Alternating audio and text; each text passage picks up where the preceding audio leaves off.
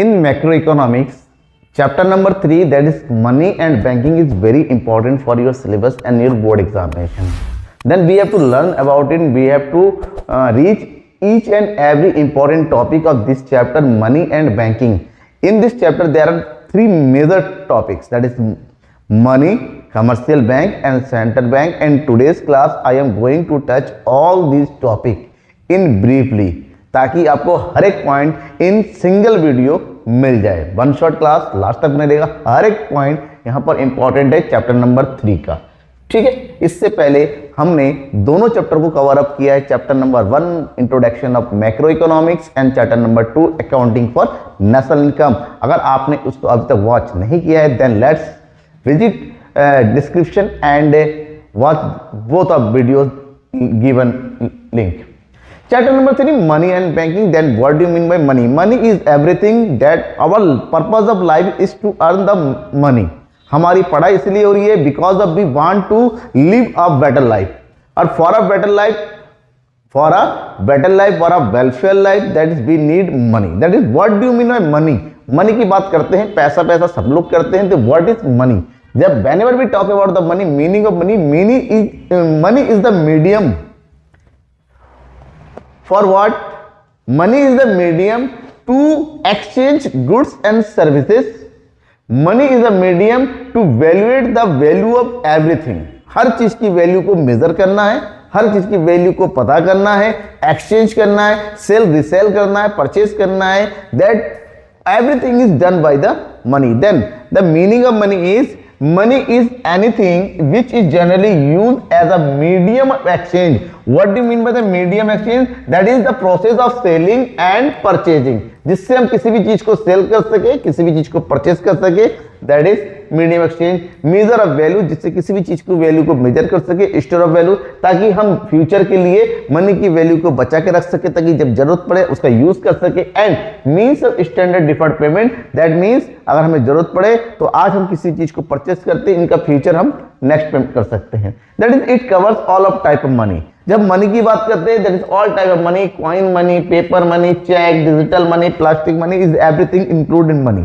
But क्या ऐसा भी समय था जब मनी नहीं था? Yes. Before many years ago, 1000 years ago या 100 years ago, there was a system, that is water system. जब मनी नहीं था, when money was absent, in the absence of money, people use this system to fulfill their needs. आज के time में we use money. हम किसी को पैसा देते हैं, हमें सामान मिल जाता है. लेकिन एक ऐसा टाइम जब मनी का इवोल्यूशन नहीं हुआ था, मनी नहीं था, then people use this facility, this system to fulfill their needs, fulfill their wants. Okay, then what is the system? That is water system. What do you mean by water system? System is a system where people directly exchange goods and services to each other. Okay, where there is a person A need clothes and he have crops. There is a person B need crops and he have crops. Then they both are comes together and ready to exchange, and after exchange this system is known as water system. मतलब A के पास crops है, इसको चाहिए crops. ठीक है sir, A को crops चाहिए, इसके पास है crops, और B के पास crops है, इसको चाहिए crops. दोनों आपस में आते हैं, एक दूसरे का exchange करते हैं, and thus facilitate the water system. It is a direct action. That means एक हाथ से दे, एक हाथ से ले वाला मामला हुआ. So we can say that it is a trade which the product or service is exchanged for another. That means we have to exchange products, we have to exchange goods and service directly. यहाँ पर कोई उधार नहीं होता, यहाँ पर कोई भी ऐसी चीज नहीं होती. यहाँ पर डायरेक्ट दो चीजों की, दोनों की जरूरत की जो है वो एक दूसरे के साथ they exchange not goods and service, they exchange their wants, they exchange their need. वे एक दूसरे से अपनी जरूरतों को एक्सचेंज करते हैं. So this economy is known as CC economy. There is CC means C for commodity, because यहाँ पर commodity to commodity transaction होता है. So this is known as CC transaction, and this system is known as CC economy system, where one party to another party goods and services are exchanged directly. But there are some difficulties, क्योंकि time to time लोगों की जरूरतें बढ़ती चली गई. Water system उस जगह जरूरी है, वहां यूज हो सकता है where people the want and need और डिजर्व पीपल आर फ्यू और लेस, जहाँ लोगों की जरूरतें कम होती हैं। बट जैसे जैसे ह्यूमन डेवलपमेंट होता चला गया, देन उनका जो डिज़ायर होता है increase in that desire and wants, तो जैसे जैसे लोगों की ज़रूरतें बढ़ने लगी, वाटर सिस्टम उनकी हर एक ज़रूरतों को पूरा नहीं कर पा रहा था। So for this they are raise many type of problem that is known as drawbacks of barter system, disadvantage of barter system, limitation of barter system, problems of barter system, as इसकी बहुत सारे name है। So what are the basic disadvantage of barter system? Number 1, that is a lack of standardized means of measuring value. Lack of standardized means of measuring value means एक ऐसा कोई सा भी standard नहीं था, एक कोई सा भी यूनिट नहीं था जिससे हम किसी भी चीज की वैल्यू को प्रॉपर वे में मेजर कर सके। मतलब अगर हमने हमारे एरिया में तय कर लिया कि इतने अनाज के बदले में इतना क्लॉथ दिया जाना था, तो दूसरे एरिया में कुछ और होता था। एक कॉमन यूनिट नहीं था जिससे किसी भी चीज की वैल्यू को मेजर कर सके और आपस में एक्सचेंज कर सके। सबसे बड़ी प्रॉब्लम तो यही थी कि कैसे एक्सचेंज करें। Number 2, there are lack of desire of duplication, that means lack of double coincidence of bonds. In barter system it is the very important that there must be 2 people who are ready to exchange their wants, where A fulfill their need of B and B have to fulfill their need of A। दो लोगों का ऐसा होना जहां पर दोनों के पास एक दूसरे की जरूरत का सामान हो and both are agree to exchange, that is known as double coincidence wants. लेकिन आप सबको पता है ऐसा हो पाना बड़ा मुश्किल था। So lack of double coincidence of wants, ये सिस्टम बहुत ज्यादा प्रॉब्लम करने लगी बाद में। Scarcity of common value of measure, ऐसा कोई भी वैल्यू ऑफ मेजर नहीं था जिससे हम कॉमनली किसी भी चीज को कर सके, मतलब मेजर कर सके। Next one is inadequate store of value. भाई गुड्स एंड सर्विसेज है, आप कितने टाइम तक बचा के रख सकते हो? It is very difficult to store goods for a very long period of time for your future, because goods has a limitation of time. समय के साथ साथ, टाइम के साथ साथ गुड्स क्या होता है, डिप्लीट होने लगता है, डिप्रेशन होने लगता है, खराब होने लगता है। तो लंबे समय deferred payment of standard are lacking, there is lack of deferred standard payment, means future से रिलेटेड पेमेंट नहीं कर, because barter system is a direct system where आप एक हाथ से कुछ सामान देंगे तभी कोई सामान आपको मिलेगा। सो स्टैंडर्ड सिस्टम तो आप भूल जाइए। आज के टाइम में हम मोबाइल भी खरीदने जाते हैं, आधार कार्ड देते हैं, मोबाइल कार्ड मिल जाता है, धीरे धीरे हम अपने सैलरी का पार्ट देते रहते हैं। It is the function of money, but water system में ऐसा नहीं था। वाटर सिस्टम में आप जाके कहेंगे भैया मुझे कपड़ा चाहिए, मुझे कपड़ा दे दे, जैसे ही मेरे खेत में अनाज उग जाएगा मैं तुझे दे दूंगा। वो कहेगा तब तक तो मेरे खेत में भी अनाज उग जाएगा, भैया आज कपड़ा लेना है तो आज ही अनाज दो। मतलब आपको वहां पर डिफर्ड पेमेंट सिस्टम नहीं मिलता, that is inability to divide. Barter system is create very problem to divide the goods.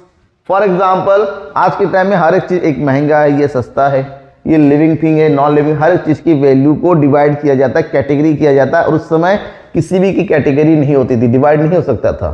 For example आपके पास बकरी है, you have goat and you want to exchange this goat with the person who have cloth. भाई बकरी के बदले में कितना कपड़ा दिया जाएगा, कैसे डिवाइड करोगे बताओ?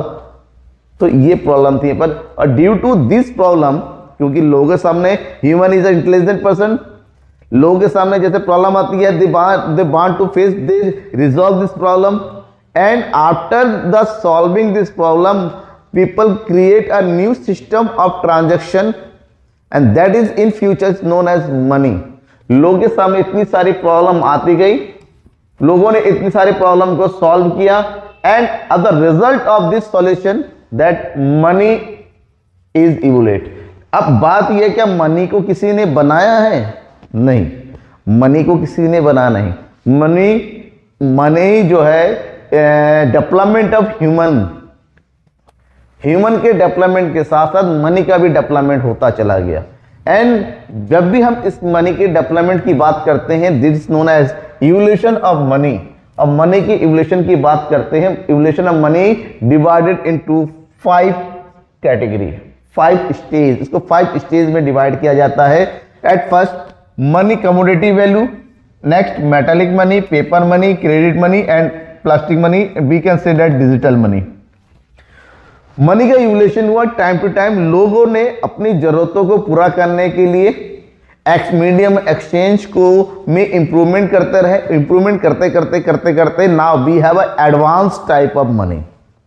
सबसे पहले लोग कमोडिटी मनी यूज करते हैं, that is known as barter system, जहां पर एनिमल का यूज हुआ, जहां पर स्टोन का यूज हुआ, क्रॉप का यूज हुआ, ठीक है, और अलग अलग चीजों का यूज किया गुड्स को एक्सचेंज करने के लिए। लेकिन फिर मेटल का इन्वेंशन हुआ, due to the invention of metal money का सबसे ज्यादा जो डेवलपमेंट हुआ वो मेटेलिक मनी से हुआ, क्योंकि मेटेलिक मनी में मेटल जो होता है वो प्रीसियस होता है, उसकी वैल्यू होती है, लंबे टाइम तक वो बना रहता है और लोगों का जो फेस बना, ऐसे में मेटल का इन्वेंशन मनी के इन्वेंशन का सबसे ज्यादा इंपॉर्टेंट टाइम था, जहां पर अलग अलग मेटल का इन्वेंशन हुआ था, आयरन हो गया, गोल्ड हो गया, सिल्वर हो गया, ब्रॉन्ज हो गया, अलग इन सब से कॉइन बनाया गया और इस कॉइन का यूज किया गया exchange.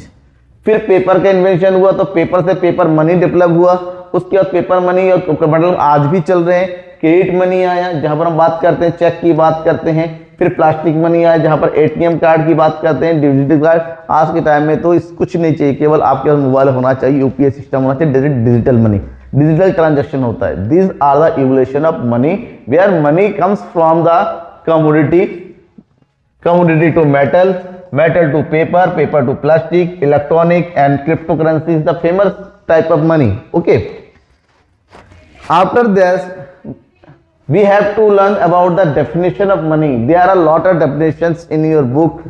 Basic definition, what do you mean by the money? As a legally, money is anything proclaimed by law as a medium exchange. Money वो है जिसको by the law as a medium exchange जिसको proclaim किया जाता है कि this is money. For example प्रधानमंत्री मोदी आए एक दिन रात के 8 बजे आने कहा कि 500 और 1000 रुपए के नोट लीगल टेंडर नहीं हुए, खत्म कर दे because by the law. And उसके बाद उन्होंने कहा कि न्यू 500 के नोट रिलीज कर रहे हैं, 2000 के नोट रिलीज कर रहे हैं, this is the new money. पुरानी मनी खत्म करके न्यू मनी रिलीज किया, बाद में फिर एक बार आया कि 2000 के नोट्स ही बंद कर दिए, अब केवल 500 के नोट चलते। तो बाय द लॉ जिसको प्रोक्लेम किया जाता है that is money.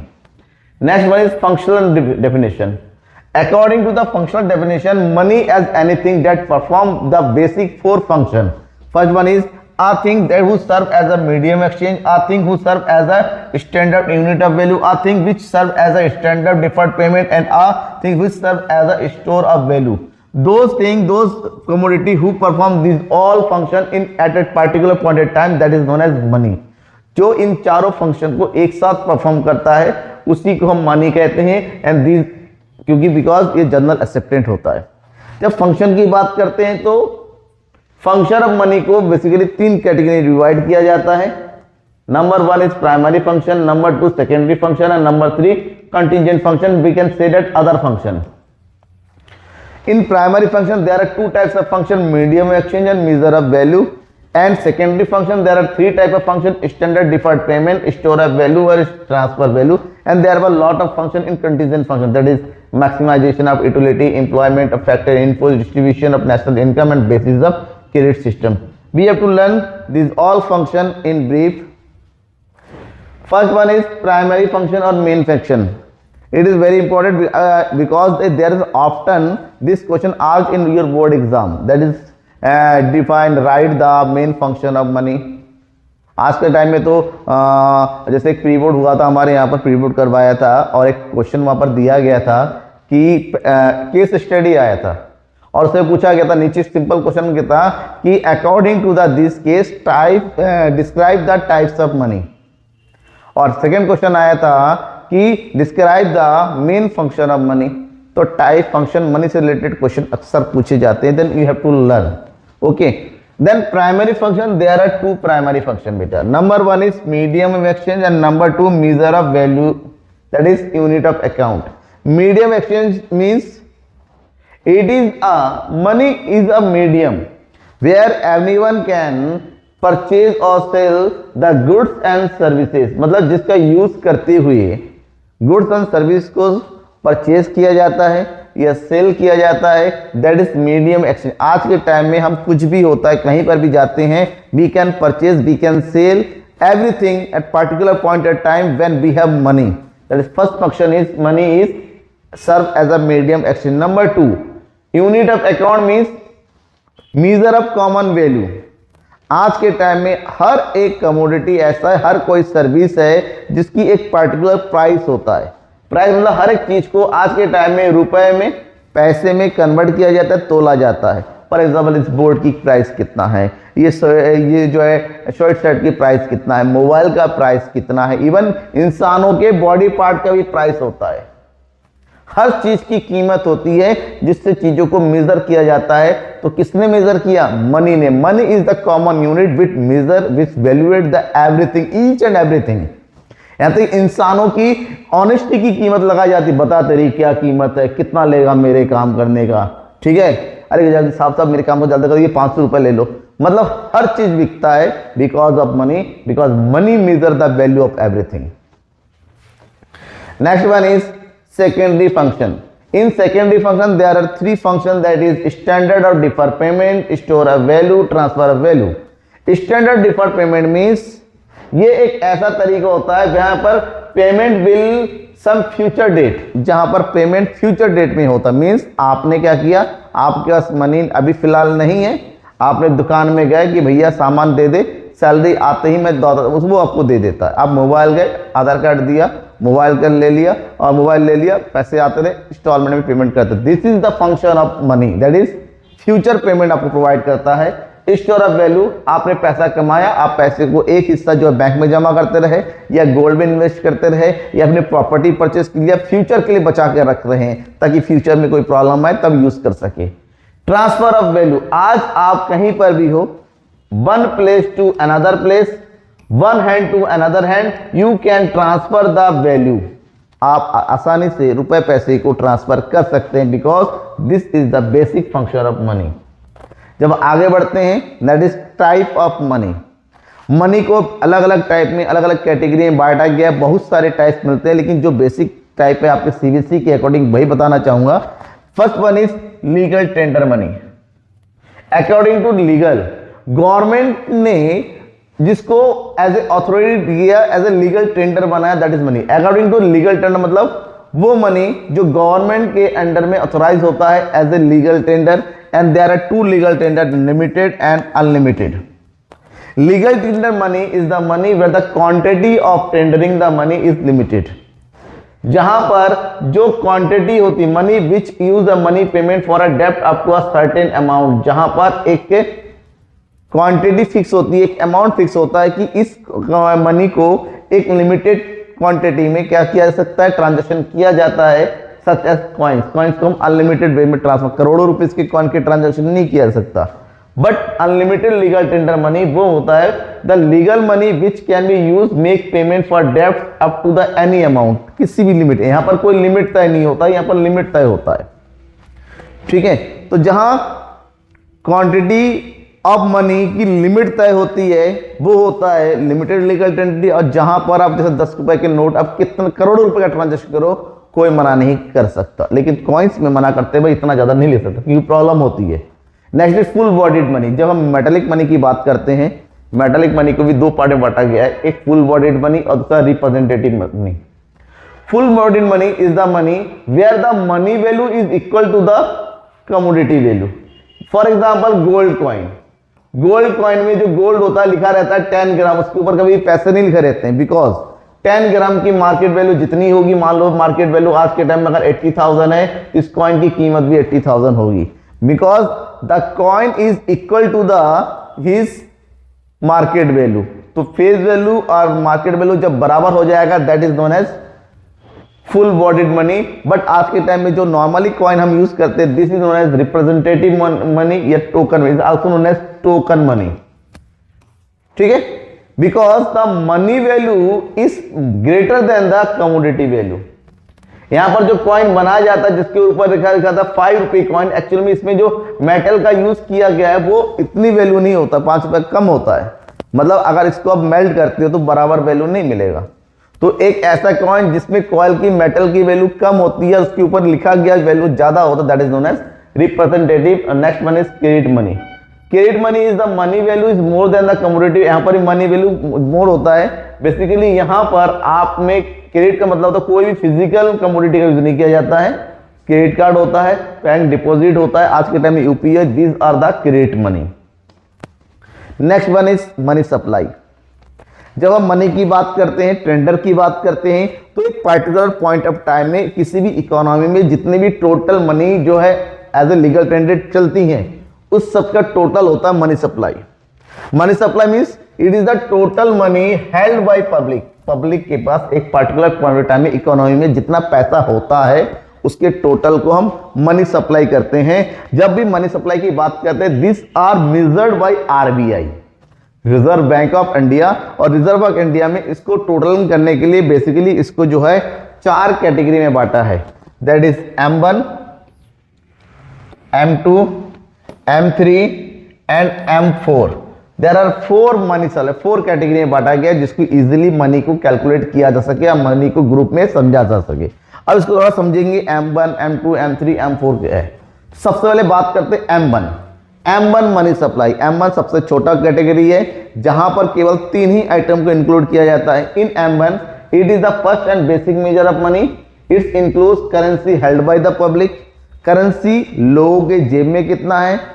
The demand deposit of public in commercial bank, लोगों का कमर्शियल बैंक में कितना जमा पड़ा हुआ है। And the other deposit with RBI, अलग अलग फाइनेंशियल इंस्टीट्यूट का आरबीआई के पास कितना सिक्योरिटी जमा है। जब इन तीनों को ऐड करेंगे दैट इज M1। मतलब समझे, लोगों का अपने जेब में, अपने घर में, अपने तिरोजी में रखा हुआ पैसा। नंबर 2, लोगों ने जो डिमांड डिपॉजिट जो उनके करंट अकाउंट में या सेविंग डिपॉजिट अकाउंट में जो पैसा जमा रखा हुआ है वो, और प्लस आरबीआई के, इन तीनों का टोटल होता है। So we can say that here is M1 equal to क्या होता है, फॉर्मूला बन जाता है C plus DD plus OD। That means यहाँ पर 3 कैटेगरी की मनी को इंक्लूड किया जाता है। M2, M3, M1 से थोड़ा ज्यादा होता है क्योंकि यहाँ पर एक आइटम ज्यादा ऐड किया जाता है।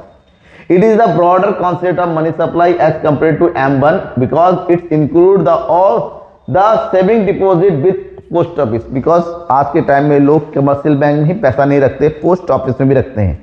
अगर कमर्शियल बैंक का जोड़ा वो M1 में जोड़ गया, लेकिन जो पोस्ट ऑफिस में पैसा जमा हुआ है जब उसको भी ऐड कर देते हैं, मींस M1 में जब हम saving deposit with post office add करते हैं, पोस्ट ऑफिस में जो सेविंग डिपॉजिट हमारी जमा होती है जब इनको ऐड कर देते हैं तो इसमें 4 आइटम आता है, that is C plus DD plus OD plus HD। इस is the sum total of 4 that is M2। M3 उससे थोड़ा बड़ा होता है बिकॉज यहां पर हमें पता है कमर्शियल बैंक में केवल डिमांड डिपॉजिट ही नहीं होता, टाइम डिपॉजिट भी होता है जिसको बोलते हैं FD बोलते हैं। FD हो गया, RD हो गया, एक फिक्स टाइम के लिए पैसा जमा करके रखते हैं। जो डिमांड डिपॉजिट नहीं होता है जिसको हम चेक के थ्रू नहीं निकाल सकते। So that it also include time deposit with addition of M1 measure of money supply.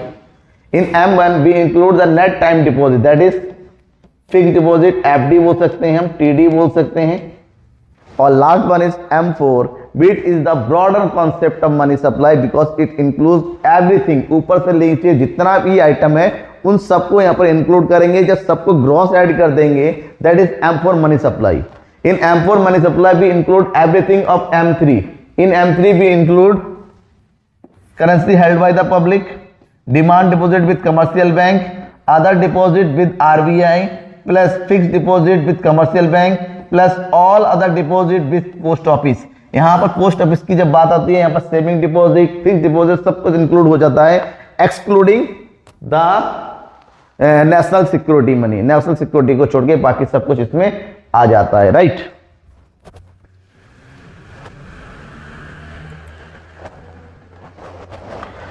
ये सब हो गया, मनी सप्लाई की बात हमने कर चुके हैं। Next one is commercial bank. Commercial bank अब सबको पता है, जो हमारे आसपास जितने भी बैंक नजर आते हैं, एक्सिस बैंक है, IDBI है, एस बैंक सेबी हो गया, SBI हो गया, IDBI बैंक हो गया, HDFC बैंक हो गया, ICICI हो गया, बैंक ऑफ बड़ौदा हो गया।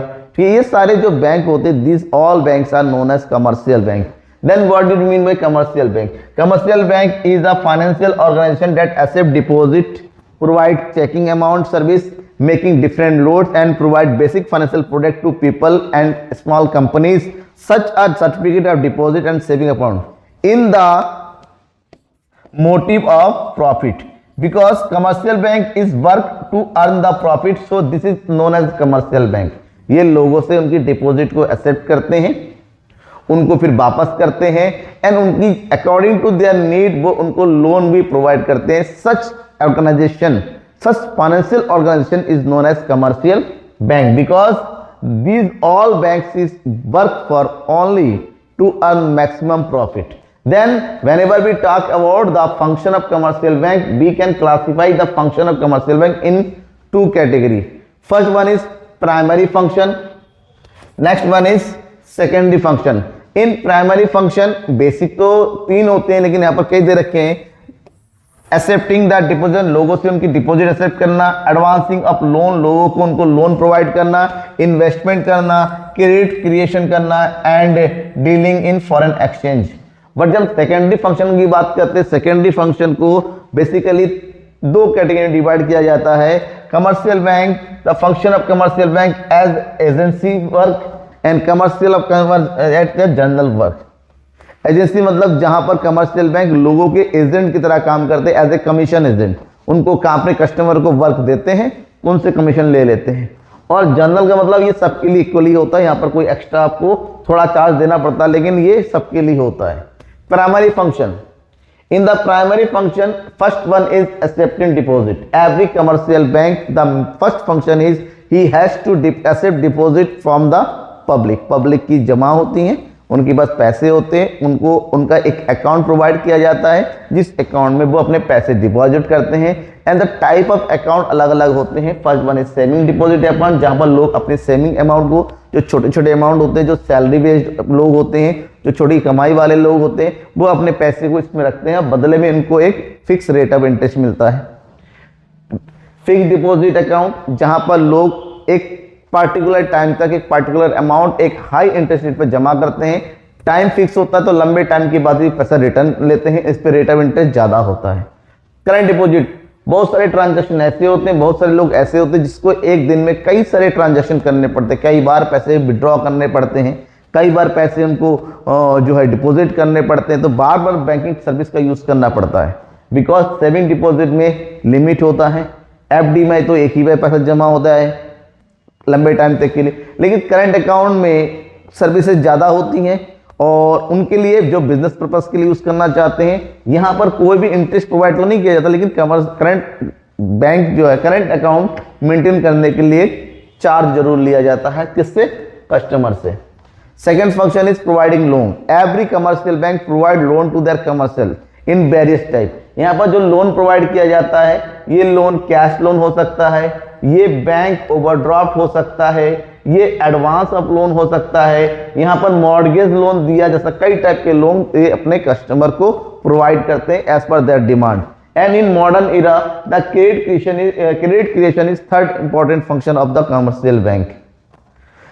हर एक कमर्शियल बैंक अपने कस्टमर से जो भी प्राइमरी डिपॉजिट आता है वो उसको सेकेंडरी डिपॉजिट में कन्वर्ट करते हैं, यानी कि वारो देने का और लोन देने का वर्क करते हैं। The process of converting primary deposit in the secondary deposit is known as credit creation.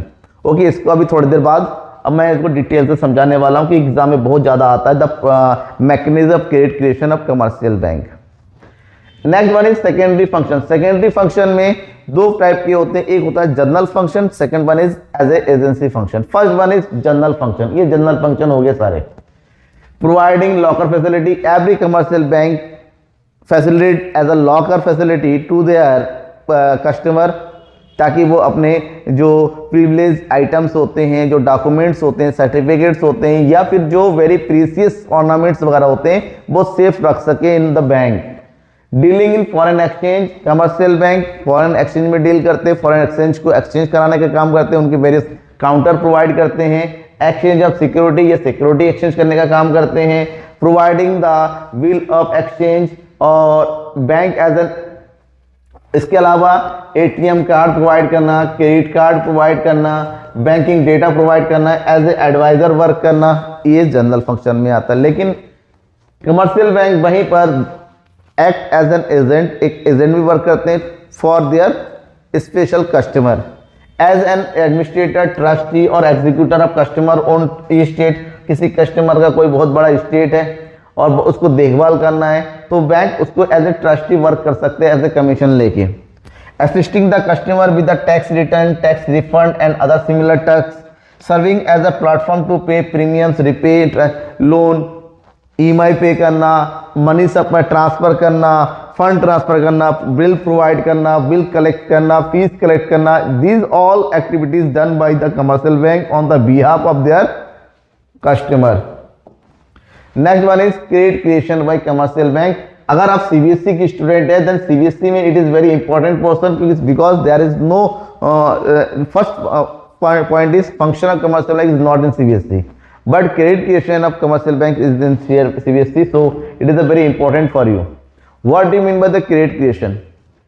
Commercial bank is dealer credit, it's create money based on cash deposit. Every commercial bank create credit according to the cash deposit. It is the process of converting the primary deposit into the secondary or credit deposit. Because जब भी हम deposit की बात करते हैं, deposit दो type के होते हैं, एक होता है प्राइमरी डिपॉजिट, दूसरा होता है secondary deposit. What do you mean by primary deposit and what do you mean by secondary deposit? First one is primary deposit. Primary deposit is deposit where a customer deposit cash amount into the bank in his account. जब एक customer direct जाता है, एक cash amount अपने account में, अपने bank के account में जमा करके आता है, that is known as primary deposit. हम जाते हैं कैश अमाउंट डायरेक्ट अपने अकाउंट में जमा करते हैं, ये हो गया primary deposit. But what do you mean by secondary deposit? When a customer want a loan, जब वो लोन लेता है दैट मीन्स वो बोरो करता है बैंक से, तो बैंक वाले क्या करते हैं, उसके पर्टिकुलर अकाउंट ओपन करते हैं, या जो भी अकाउंट होता है उस अकाउंट में उस मनी को क्या करते हैं, ट्रांसफर कर देते हैं। यहां पर डायरेक्ट डिपॉजिट नहीं होता, वहां पर वो ट्रांसफर करते हैं ऑन द बेसिस। मान लो एक दिन में एक बैंक में 10,000 रुपए जमा हुआ है, तो बैंक वाले इसमें से कुछ हिस्सा जो है आरबीआई के पास जमा करके रखते हैं, उसके बाद कुछ हिस्सा जो है जो लोन लेने वाले के अकाउंट में, जो भी लोन लेने आता है, कभी आते कभी नहीं आते, जो ले उनके अकाउंट में ट्रांसफर कर देते हैं। ये पैसा इस बेस पे उनके अकाउंट में ट्रांसफर कर रहे हैं, तो ट्रांसफर होने वाला पैसा जो होता है इनके अकाउंट में जमा हो गया, इनके बेस में यहां पर भी लोन मिल गया, that is known as secondary deposit. The process of converting primary into the secondary, that is known as credit deposit और secondary deposit, and this process is known as credit creation. The formula of determining the credit creation कैसे होता है? ये होता है किसी भी economy में अगर हम बात करते हैं क्रेडिट, कमर्शियल बैंक कितना क्रेडिट करते हैं, इसके पता करना पड़ेगा ये formula. Total credit creation equal to original deposit multiply by credit multiply coefficient. तो यहां पर बात होती है एक इकोनॉमी में एक्चुअली में कितना पैसा जमा हो रहा है, ओरिजिनल यानी कि प्राइमरी डिपॉजिट, और उस इकोनॉमी का क्रेडिट मल्टीप्लायर कितना हो गया। क्रेडिट मल्टीप्लायर मतलब मनी मल्टीप्लायर भी बोला जाता है इसको, money multiplier. Okay, in short that is known as K, money multi, किसी भी इकोनॉमी। और जब मनी मल्टीप्लायर की बात करते हैं यहाँ पर K equal to the 1 upon L R R, it is also known as 1 upon R और small R, this one. Okay, कि किसी भी इकोनॉमी मनी मल्टीप्लायर कितना है, and money multiplier is depend upon LRR. Here is LR is the sum total of CRR plus SRR. ये वो हिस्सा होता है जो every commercial bank has to keep a part of deposit with the RBI and own self.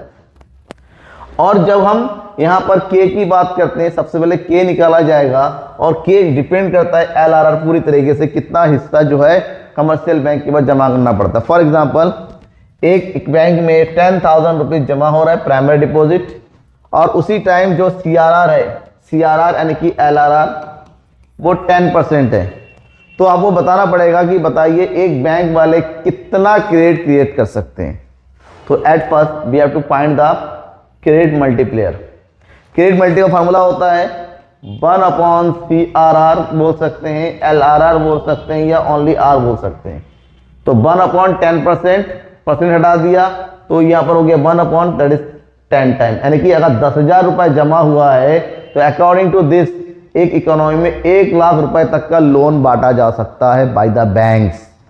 तो 10,000 रुपए से 1 लाख का लोन बांटना, this process is known as credit creation. और कमर्शियल बैंक यही करते हैं। कमर्शियल बैंक को इतने पैसे नहीं होते हैं कि जो लाखों करोड़ों रुपए का लोन बांटते हैं, वो क्रेडिट डिपॉजिट को सर्कुलेट करते हैं। और किस तरह से होता है, this is known as mechanism of credit creation. एक एग्जांपल लेते हैं, मान लेते हैं CRR जो है 20% है और जो इनिशियल डिपॉजिट यानी कि प्राइमरी डिपॉजिट है वो 1000 रुपीज है। अगर CRR 20% है तो मल्टीप्लायर कितना होगा 1/20 यानी कि 100/20 दैट इज 5, क्योंकि 20% होता है। यानी कि एक इकोनॉमी में जो 1000 सबमिट हो रहा है वो 5 से मल्टीप्लाई करेंगे तो कितना बन सकता है 5000। कैसे? एक बंदा आया अपने अकाउंट में 1000 रुपये जमा किया और घर चला गया, उसके अकाउंट में जमा हो गए। बैंक वालों ने उसमें से 20% काट के 200 रुपये RBI के पास जमा किया और 800 का लोन बांट दिया। जिस बंदे ने लोन लिया वो खाने पीने के तो नहीं लिया होगा, उसने कोई काम करवाया होगा, जिससे काम कर गया उसके अकाउंट में जमा कर दिया। तो दूसरे वाले बैंक में 800 रुपये चला गया, उसने उस बैंक ने फिर से 160 रुपये काटा, 640 रुपये, 20% सभी बैंकों को रखना ही पड़ेगा, 640 का लोन चला गया। यहाँ पर भी जिसने लोन लिया उसने जहाँ पर खर्च किया उसके अकाउंट में चले गए। यहाँ से भी हर एक स्टेप में इस तरह से मनी क्या होता है सर्कुलेट होता रहेगा और मनी दोबारा बैंक में आता रहेगा। एक ही बैंक में नहीं, लगातार कई सारे बैंक, क्योंकि बैंकिंग सिस्टम में बहुत सारे बैंक होते हैं, यहाँ पार्टिकुलर एक बैंक की बात नहीं। इस तरह से जब पूरा सर्कुलेट हो जाता है, एक टाइम ऐसा आ जाता है कि यहाँ पर पैसा जीरो हो जाता है, जब टोटल करेंगे तो कैश रिजर्व हो जाएगा 1000, क्रेडिट क्रिएशन हो गया 4000, टोटल अमाउंट बन गया 5000 और अकाउंट में कितने पैसे जमा हो गए देखिए 5000। तो this process is known as 1000 रुपए जमा हुआ और लास्ट में टोटल किया 5000 जमा निकल गया, this is known as credit creation. यही प्रोसेस होती है। Next term is central bank. इस सेंट्रल बैंक में भी दो टॉपिक आते हैं basically, function of central bank and credit control by central bank. Then what do you mean by central bank? क्या होता है? Central bank is an apex financial institution for a country who regulate, facilitate, control and provide guidelines to the other financial institutions such as commercial bank, microfinancing companies, financing institutions, etc. ठीक है, ये किसी भी company का, किसी भी country का सबसे मेन और एपेक्स इंस्टीट्यूट होता है जो पूरे कंट्री के फाइनेंशियल एक्टिविटी को ऑपरेट करता है, रेगुलेट करता है, रेगुलेटिंग बॉडी होता है ये। तो जब हम सेंट्रल बैंक की फंक्शन की बात करते हैं, किसी भी कंट्री का सेंट्रल बैंक, जैसे इंडिया में हमारी कंट्री का सेंट्रल बैंक कौन है? RBI, reserve bank of India या भारतीय रिजर्व बैंक। तो the functions of central banks are currency regulator और बैंक, किसी bank to government, custodian of cash reserve, custodian to international currency, lender of last resort, clearing house facility, controller of credit and protecting depositors interest. अभी मैंने जल्दी जल्दी बोल दी, समझ में नहीं आया, चलो इसको थोड़ा एक्सप्लेनेटरी तरीके से समझे, थोड़ा बड़ा। First one is bank of issue और currency regulator. Central bank has a authority और the monopoly to issuing currency notes for the country. किसी भी कंट्री में सेंट्रल बैंक के पास ही अथॉरिटी होता है, वो अपनी कंट्री के लिए क्या इशू करे? करेंसी नोट इशू करे, क्योंकि उसके अलावा किसी और के पास ये अथॉरिटी नहीं होती है। क्योंकि और किसी के पास हो जाएगा तो there are variety of notes आ जाएंगे, देयर आर वेरी 10 रुपीज के नोट भी कई टाइप के हो जाएंगे, अलग डिजाइन अलग तरह के। तो इससे बचने के लिए एक सिंगल हैंड होता है, मोनोपोली होती है सेंट्रल बैंक, ताकि कंट्री में एक जैसा नोट रहे, ताकि फेथ ऑफ द पीपल अपने करेंसी के लिए बनी रहे। Bank to the government, every central bank works as a banking unit, as a commercial bank to the government. हर कंट्री का सेंट्रल बैंक, इवन इंडिया में भी हर कंट्री का सेंट्रल बैंक अपनी कंट्री की गवर्नमेंट के लिए एज ए बैंक का काम करती है। सेंट्रल बैंक वो सारे फैसिलिटी प्रोवाइड करती है गवर्नमेंट को जो नॉर्मल कमर्शियल बैंक अपने कस्टमर को प्रोवाइड करता है। गवर्नमेंट के जो भी डिपॉजिट होता है वो RBI में होता है, जो भी मनी रिलीज होता है वो RBI के थ्रू ही होता है। एडवाइस प्रोवाइड करना है गवर्नमेंट को, कुछ भी फाइनेंशियल प्रॉब्लम है वो सब RBI, लोन देने का काम होता है, उनका एक्स्ट्रा पैसा जमा करना, सब कुछ किया जाता है फॉर द गवर्नमेंट, चाहे वो गवर्नमेंट सेंट्रल का हो चाहे वो गवर्नमेंट स्टेट का हो।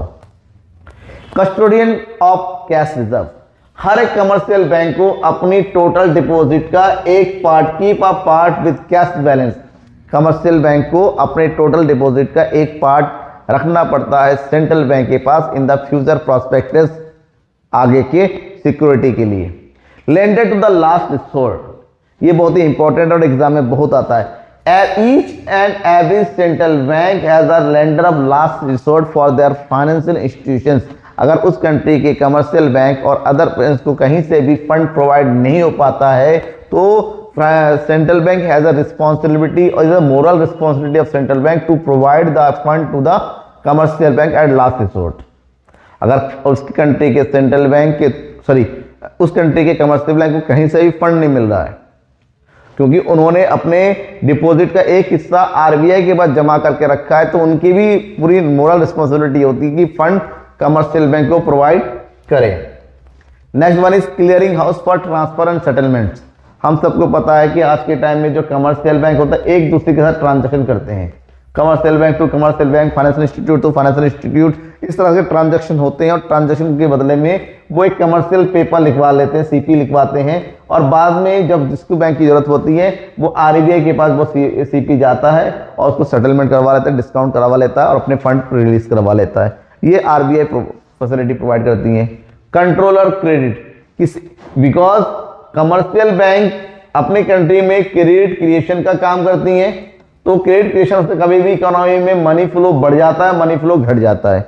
इससे इकोनॉमी में वेरियस सिचुएशन क्रिएट होता है लाइक इन्फ्लेशन और deflation, and it is the right और duty of RBI to control this type of situation. इसको कंट्रोल करने की जिम्मेदारी होती है, to control the inflation deflation. So commercial bank, central bank is known as the controller of credit. Protecting depositors interest, it is a moral duty of central bank to keep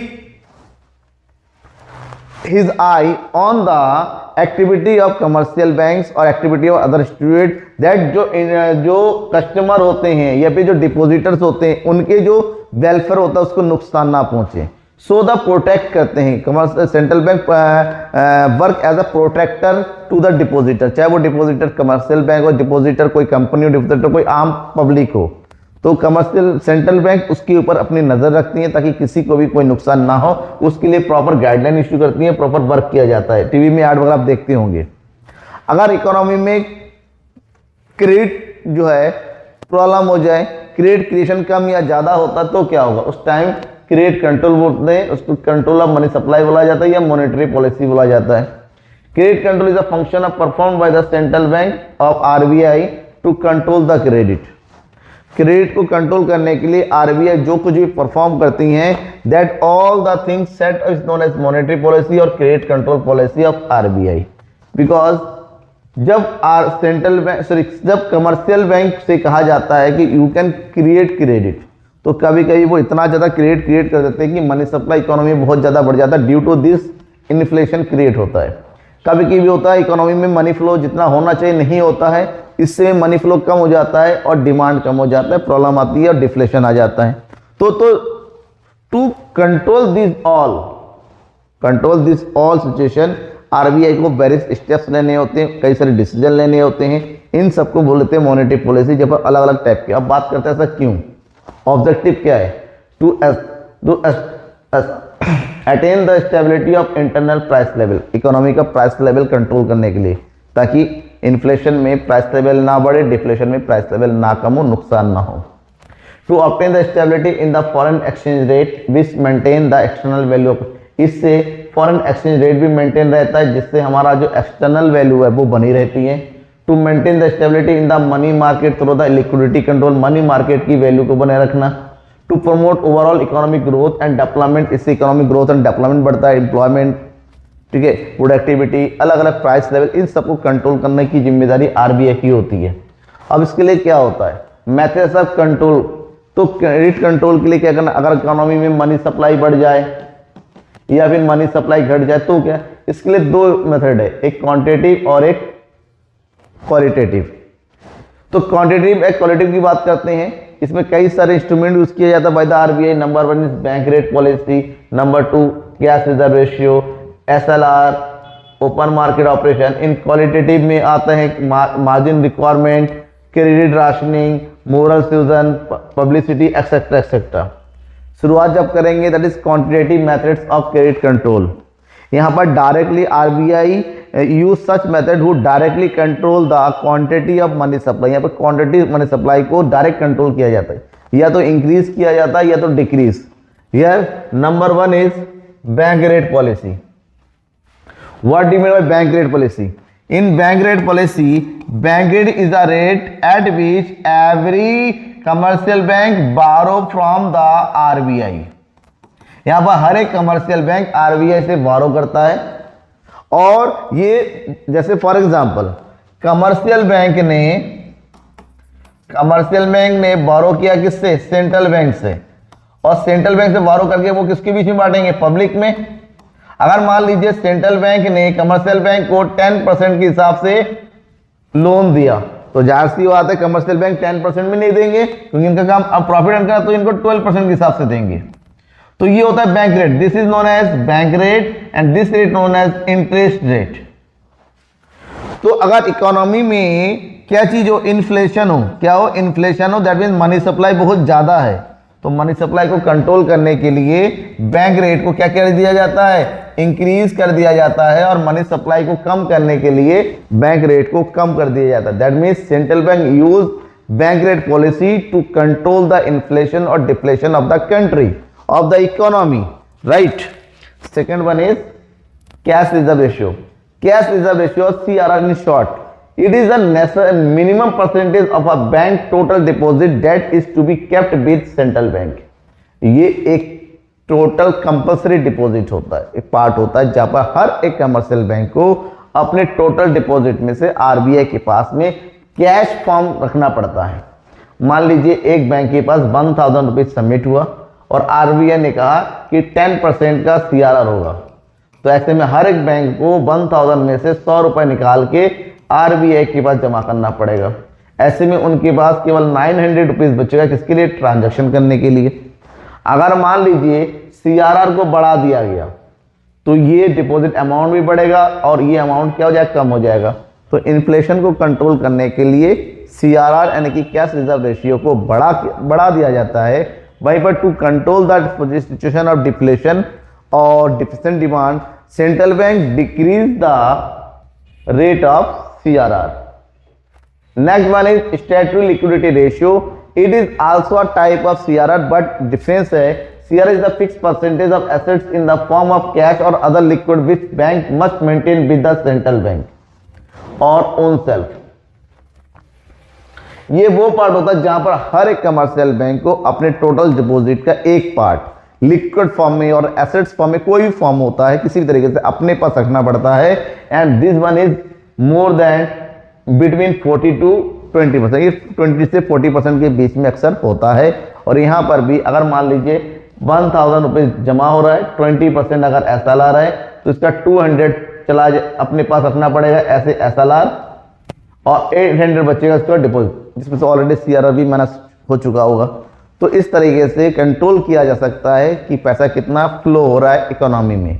to control the situation of inflation और excess demand, SLR will be increased to control the situation of deficient demand or deflationary gap, it will decrease। Next one is open market operation। Open market operation refers to the sale or purchase of government security and bonds by central bank। ये एक ऐसा process होता है जहां पर central bank government की security को open market में सेल एंड परचेज करती हैं। और जब सेल एंड परचेज में डायरेक्टली इन्वॉल्व कौन होता है? इंस्टीट्यूशंस, बड़े institution, financial institution like commercial bank हो गए, फाइनेंशियल इंस्टीट्यूट्स हो गए, अदर कॉर्पोरेट सेक्टर्स हो गए। तो जब गवर्नमेंट की सिक्योरिटी को सेल किया जाता है देन कमर्शियल बैंक उसको परचेज करते हैं। तो कमर्शियल बैंक के फंड चला जाता है किसके पास? आरबीआई के पास। और जब सेल किया जाता है तो आरबीआई गवर्नमेंट सिक्योरिटी को सेल करती हैं। तो जब ये लोग परचेज करते हैं कमर्शियल बैंक में, इनका फंड चला जाता है आरबीआई के पास। जैसे ही आरबीआई इसको रीपरचेज करती हैं तो फंड दोबारा चलाता है इनके पास। तो इस तरह से ओपन मार्केट ऑपरेशन भी डायरेक्टली यूज किया जाता है। That means to control the situation of increase in money supply, sale किया जाता है ओपन मार्केट में। और to control the situation of deflation, इसको परचेज किया जाता है, ध्यान रखना। Next one is repo rate. What do you mean by repo rate? Repo rate is the rate where every commercial bank borrow from central bank for short term। For short term, ये एक short term होता है। Short term के लिए basically कितने होते हैं? Basically ये 1 to 14 डेज के लिए होता है, जहां पर कमर्शियल बैंक जो है सेंट्रल बैंक से बोरो करती है और फॉर अ फिक्स कोलेटरल, उनको कोलेटरल सबमिट करना होता है, मॉर्गेज सबमिट करना होता है। शॉर्ट टर्म बारो होता है, यहाँ पर भी कमर्शियल बैंक सेंट्रल बैंक से बारो करती हैं, बारो करने के बाद फिर पब्लिक में बांटती हैं। तो इस तरीके से जब रेपो रेट को बढ़ा दिया जाता है तो क्रेडिट कंट्रोल थोड़ा कंट्रोल कैसे, कि जब रेपो रेट बढ़ेगा तो इंटरेस्ट रेट बढ़ जाएगा, इंटरेस्ट रेट बढ़ जाएगा तो मनी फ्लो कम हो जाएगा। वहीं पर डिफरेंट डिमांड है तो रेपो रेट को कम कर दिया जाता है, इससे रेट ऑफ इंटरेस्ट कम हो जाता है और मनी फ्लो बढ़ने लगता है। Next one is reverse repo rate. Reverse repo rate is just opposite of repo rate, means every commercial bank keep their excess deposit not compulsory, it is excess deposit with RBI or central bank. Then RBI provides a rate of interest to the commercial bank on their excess deposit. This rate of interest is known as reverse repo rate. इसको बोलते हैं reverse repo rate, जहां पर commercial bank अपने access deposit को central bank में रखती है, जो रिटर्न में जो मिलता है वो रेपो। अगर इसको रेपो रेट को बढ़ा दिया जाए तो कमर्शियल बैंक ज़्यादा से ज़्यादा डिपॉजिट आरबीआई के पास करेगी, ऐसे में वो मार्केट में फ्लो कम हो जाएगा और इन्फ्लेशन की सिस्टम कंट्रोल होगी। वहीं पर अगर आरबीआई ने इसको कम कर दिया तो सेंट्रल कमर्शियल बैंक जो है फ्लो करेगी सारा मार्केट में, क्योंकि वहां पर ज़्यादा इनको, क्योंकि जहां पर कमर्शियल बैंक को फायदा होता है ये फंड का फ्लो उधर करते हैं। ओके, ये सिचुएशन होता है। Next is qualitative credit control. यहां तक तो डायरेक्ट हमने क्या पढ़ा, मनी सप्लाई को किस तरह से कंट्रोल किया था वो पढ़ लिया। अब सेशन करते हैं किसकी, क्वालिटेटिव, कि यहाँ पर डायरेक्टली तो नहीं होता है लेकिन इनडायरेक्टली कुछ ऐसे मेजर का यूज किया जाता है जो इफेक्ट डालता है मनी सप्लाई को, जिसमें आता है मार्जिन मनी और also known as margin requirements. आपको पता है जब भी आप गोल्ड लोन लेने जाते हैं, गोल्ड लोन जब भी लेने जाते हैं आपके पास 1 लाख रुपए का अगर गोल्ड होता है according to the market value, तो आपको लोन दिया जाता है 80,000 रुपीज लगभग, थोड़ा कम दिया जाता है because of the RBI guideline कि कुछ हिस्सा जो है आप अपने पास एज ए सिक्योरिटी पर्पस जो है जमा करके रखोगे, उतने का बारो नहीं दे सकते, आप उधार नहीं दे सकते, so that rate is margin requirement. Next one is credit authorisation scheme. Credit authorisation scheme means it is also known as customer credit. आज के टाइम में हर एक चीज आपको ईएमआई पे मिल रहा है, तो इट्स प्रोमोट द ईएमआई, कि अगर इकोनॉमी में डिमांड कम है तो ईएमआई सिस्टम को बढ़ा दिया ताकि लोग जो है ज़्यादा से ज़्यादा आइटम जो है ईएमआई पे खरीदे, ऐसे में डिमांड बढ़ जाएगी और धीरे धीरे फ्लो ऑफ मनी बढ़ता चला जाएगा। Next one is moral suasion. Moral suasion is the system where maximise the both persuasion and pressure, जहां पर सेंट्रल बैंक क्या करती है ना, कमर्शियल बैंक के ऊपर उनको रिक्वेस्ट करती है कि भैया इकोनॉमी की कंडीशन सही नहीं है तो you have to use some steps to control the situation of the economy, request किया जाता, otherwise they take an direct action to control this. यहाँ पर आरबीआई रिक्वेस्ट भी करती है और डायरेक्ट एक्शन भी लेती है। डायरेक्शन में उन पर पेनल्टी लगा सकती हैं, उनके लिए स्ट्रिक्ट गाइडलाइंस दे सकती हैं, उनके क्रेडिट को लिमिट कर सकती हैं, उनके ऊपर कई इवन उनके लाइसेंस को सस्पेंड भी किया जा सकता है फॉर वाइल। ठीक है, next one is rationing of credit. Rationing of credit का मतलब होता है, ये 1960 में इंट्रोड्यूस हुआ था इन अमेरिका, जहां पर लोन दिया जाता है, जो बैंकिंग की जो लोन, बैंकर को जो लोन होता है उनको कंट्रोल किया जाता है। जैसे एक बार एचडीएफसी का जो क्रेडिट कार्ड बनना बंद हो गया था, ठीक है, कुछ दिन पहले आईआईएफएल का गोल्ड लोन बंद हो गया था। मतलब जब आरबीआई देखती है क्रेडिट सिस्टम कि कौन कितना क्रेडिट जो है मार्केट में दे सकता है, जब उसको राशनिंग किया जाता है, उसका लिमिटेशन फिक्स किया जाता है, तो ये पोजीशन होता है ताकि हर कोई कंट्रोल में रहे और रेगुलेशन में रहे आरबीआई के। अब बात करेंगे कैसे होता है to control the money supply, that means to control the situation of inflation and to control the situation of deflation. ठीक है, बैंक रेट को इंक्रीज किया जाता है, ओपन मार्केट को इंक्रीज किया जाता है इन्फ्लेशन को कंट्रोल करने के लिए, सीआरआर को इंक्रीज किया जाता है, एसआरआर को इंक्रीज किया जाता है, रेपो रेट को इंक्रीज किया जाता है, रिवर्स रेपो रेट को इंक्रीज किया जाता है, मार्जिन रिक्वायरमेंट को भी इंक्रीज किया जाता है।